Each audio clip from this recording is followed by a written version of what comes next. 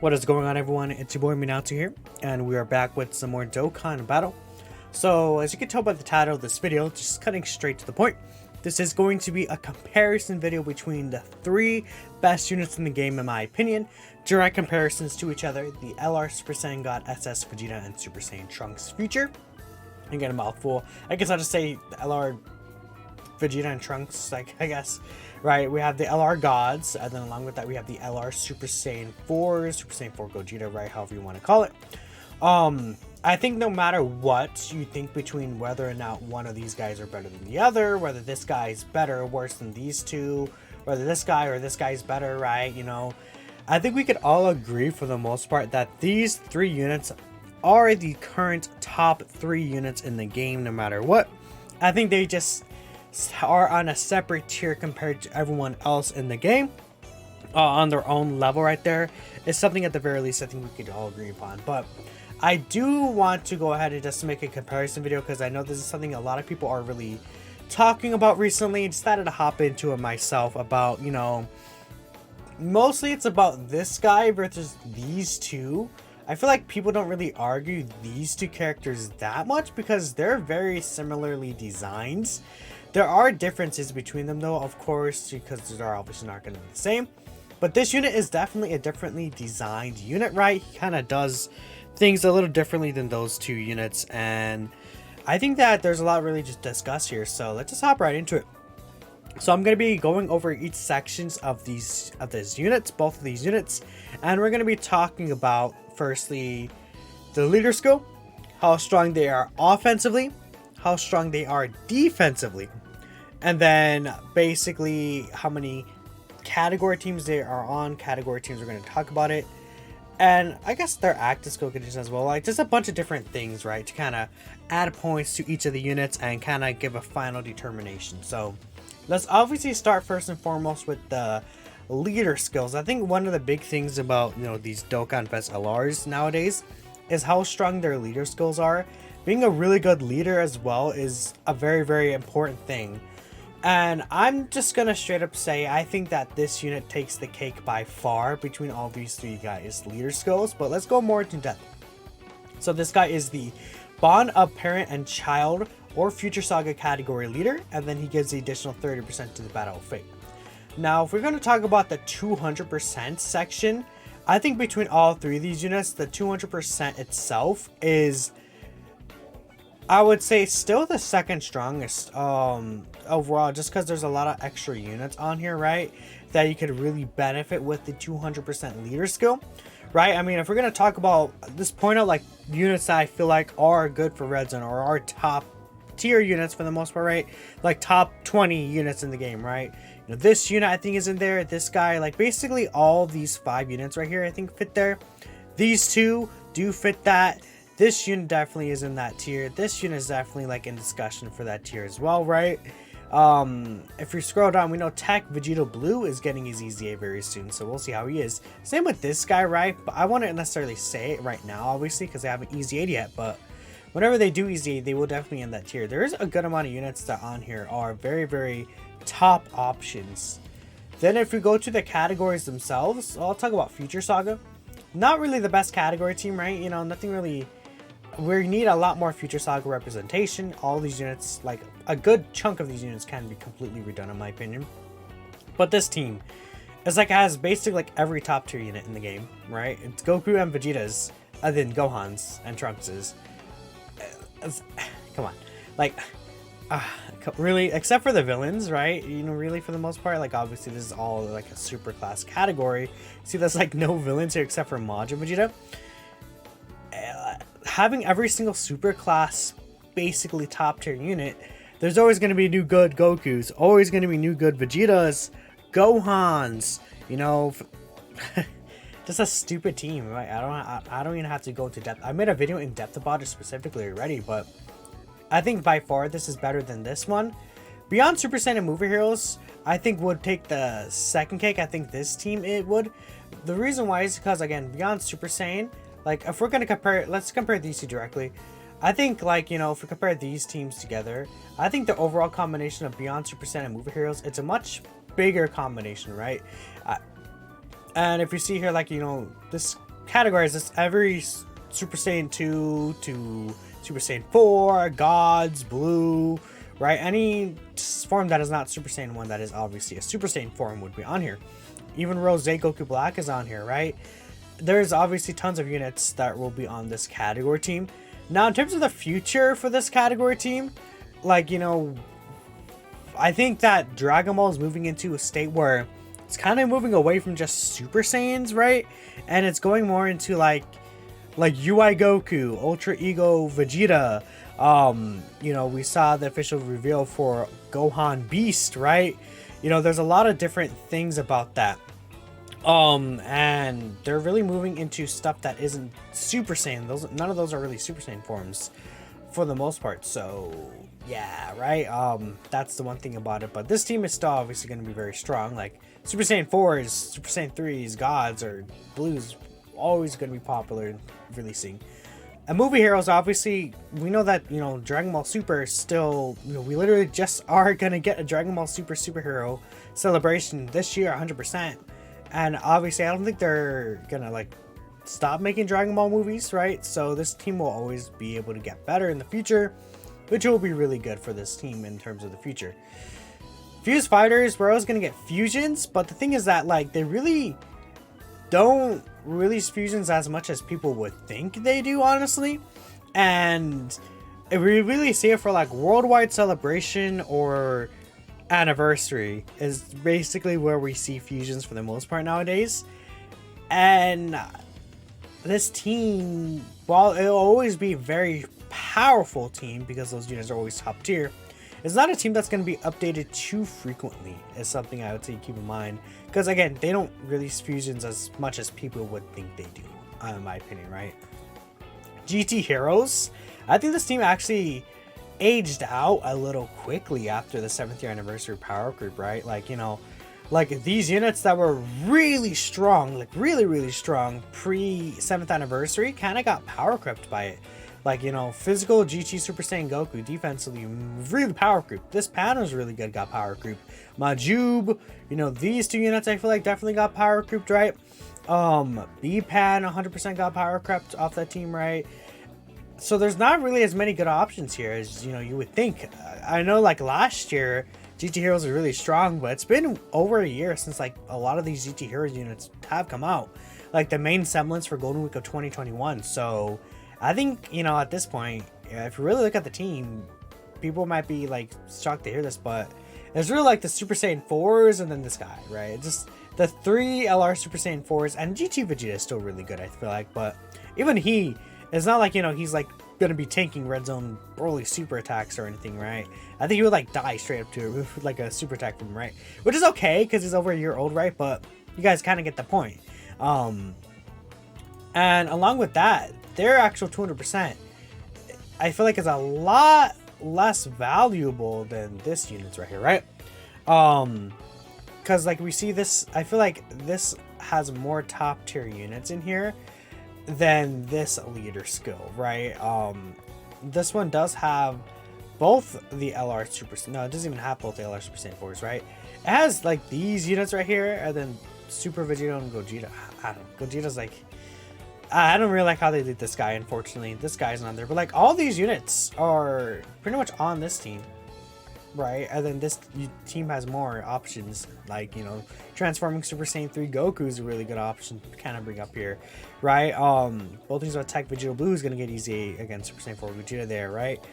And I think just for the future, you're going to see more of these units that are Super Saiyans and doing the Kamehameha, or like Super Saiyan 2s, 3s doing the Kamehameha, compared to, like, you know, GT heroes and stuff like that. So yeah, that I wanted a whole spiel about that. The other sections won't be nearly as long. Kind of close these out now. But yeah, that's pretty much it. Now we're going to be talking about their offense. I do think that offensively, it's the opposite, where it's literally just this in this order.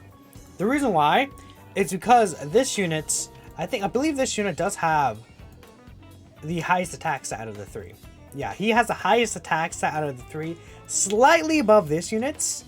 But the thing is, this unit gets way more attack from links than the other ones, I feel like, right? Super Saiyan Kamehameha, like, look at this. There's so much attack from Lynx. This unit gets a good amount of attack from Lynx, but it's not really nearly as potent as the Saiyan Roar, GT, Kamehameha, Super Saiyan Lynx. Like, Saiyan Roar and GT is really it. This unit definitely doesn't get as much attack, because like Royal Lineage, Dismal Future, like, you know, these two aren't nearly on par like GT and, you know, Godly Power or Saiyan Roar, right? That's one thing about it. And yeah, that's pretty much really the thing about it.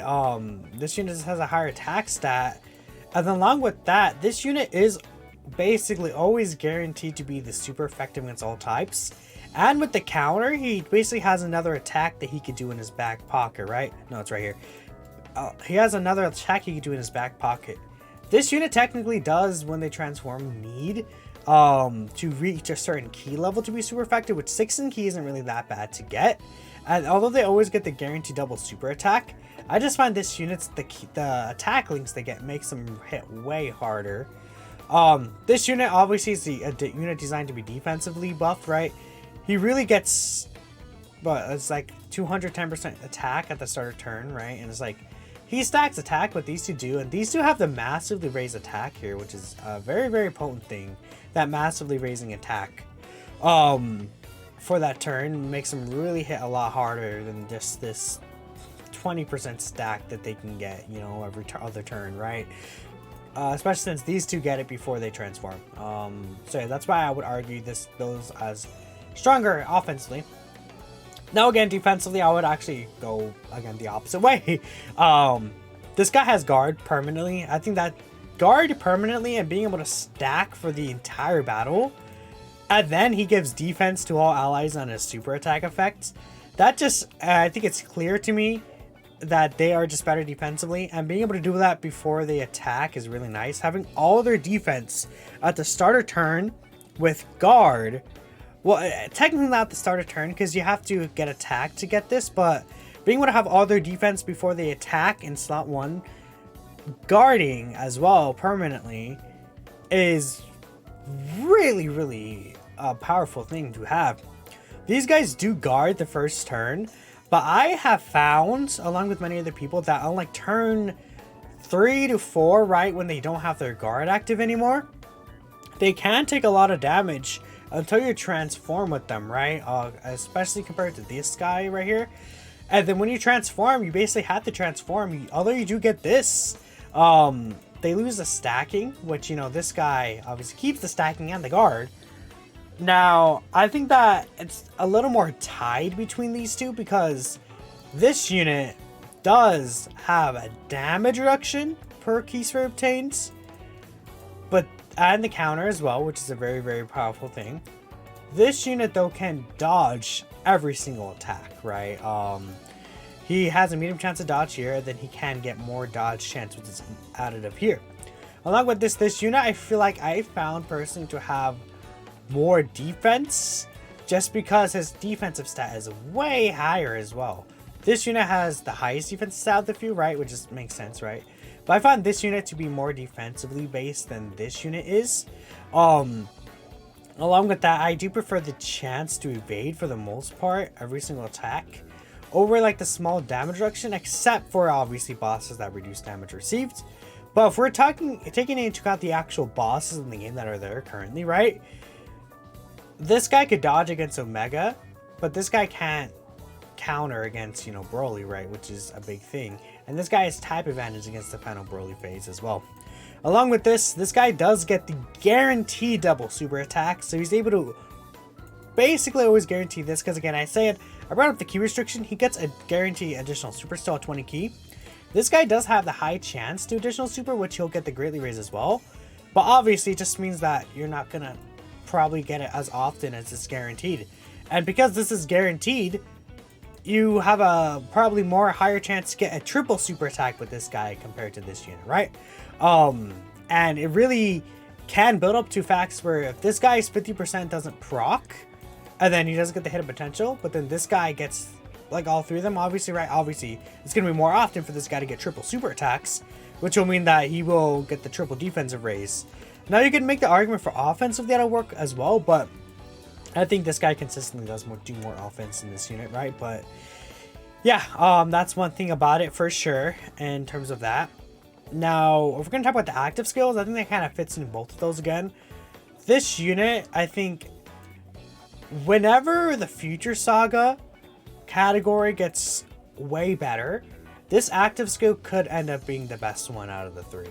But because the Future Saga is not really a good team right now, unfortunately, it's really this 50% HP less starting from the 5th turn, compared to it could be your HP or the boss's HP from the 4th turn. Obviously, that's just going to be way better for these two. These two are the same, so they're just kind of tied in that aspect, right? Now, the final point is category teams. If we're going to talk about category teams, I think that it does kind of go to these two, I believe, over this unit. This unit is actually only on their own 200% leader skill team. Basically, it's the, what's it called? It's the Bana Parent-Child Battle Fate team, right? Because again, Future Saga, they're the leader of Time Travelers. We don't have a new lead team yet. We don't have a new leader. They're not on the Majin Vegeta 200%. New leader, we don't have it for this. We technically don't have an actual like basis of, you know, Battle Fate. The last actual Battle Fate category leader we got was these two, right? While this guy is on, both of these guys are on multiple 200% leader skill teams, right? I think this guy might actually be on more relevant teams, really looking at it, thinking about it. Oh, let me count real quick, actually. Should have counted before then, but this guy is on the 200% leader skill for the Resurrection F Gods team. This guy is also on, again, their own leader skill. They're on this leader skill right here. And actually, I think it does end up evening out. Because you have to keep in mind, this unit right here is on this guy's 200% leader skill team, which will obviously make a pretty big difference for him to be on that 200% leader skill team. He is on his own leader skill, 200% leader skill, and he's also on the LR God 200% leader skill as well, right? These two are on each other's 200%, right? So they each have two, and then again, this guy has this one, and then this guy has the Resurrection F, right? So that's really weird, but yeah, you guys kind of get my point. But I would say in terms of relevant teams, these two kind of do take the cake. They're also on Pure Saiyans, which is a pretty good team right now. I feel like the Pure Saiyans team is very strong at the moment. So that's something really to keep in mind. And I think that's pretty much it, right? A lot of these teams really do need a new category leader as of this moment, but we'll have to wait and see how that's actually going to turn out. But let's go ahead and kind of tally things up and get a total of everything together here. Alright, so yeah, I made a quick cut there, but essentially, if we're going to talk about it overall, I do think that it seems like this unit may end up taking the cake, because there's also the fact that this unit I feel like will age better than these two, because I think these two really take the cake offensively, while this unit takes the cake defensively. And I personally have found that defensive units have aged a lot better than offensive units, such as Super Saiyan 3 Vegeta, AGL Golden and Frieza, right? Those are basically two prime examples here. But if we just scroll down the list here again, this unit is better in the leader skill, better defensively. I think that in terms of the category teams and the offense, though, these guys do take the cake overall. But again, if we do think about the actual longevity of this unit and the fact that this unit does cover an important thing, slot 1, right? Although I feel like not every unit has to be a slot 1 unit, this unit does really impact the teams such as these two teams, because he is on both of their category teams. No, he's on the Gods category team, right? But he really does help this unit, and their category is just so much better than these two. He's going to be more worth your summon on. And the fact that he keeps the stacking, I think makes him better for longer events as well, right? There's just a lot of additional things about there that really do end up making me think that this unit is the best unit in the game. But I do think, again, you can make an argument for these two guys being better. We have to really wait and see, I think, until, you know, how things are actually going to turn out in the future. Things could be way different in like 5-6 months from now, for all we know. But I think right now this unit does end up being better. But yeah, let me know what you guys think of these units overall. One thing I actually do want to point out before we leave, key wise, I think this unit is also more sufficient, because these guys are kind of limited to how the actual board is going to be, whilst you could control that with like Tech God Goku, for example. This unit just gets the key straight up. Like, they just get the key, don't have to worry about the key spheres on the board, right? It's just like, when you really go into the nitty-gritty details, there's a lot of things that pile up there. But again, let me know what you guys think. I think this unit is probably the best unit of the game. And I'd love to hear your guys' thoughts in the comments below. I'll catch you in the next one. Peace out.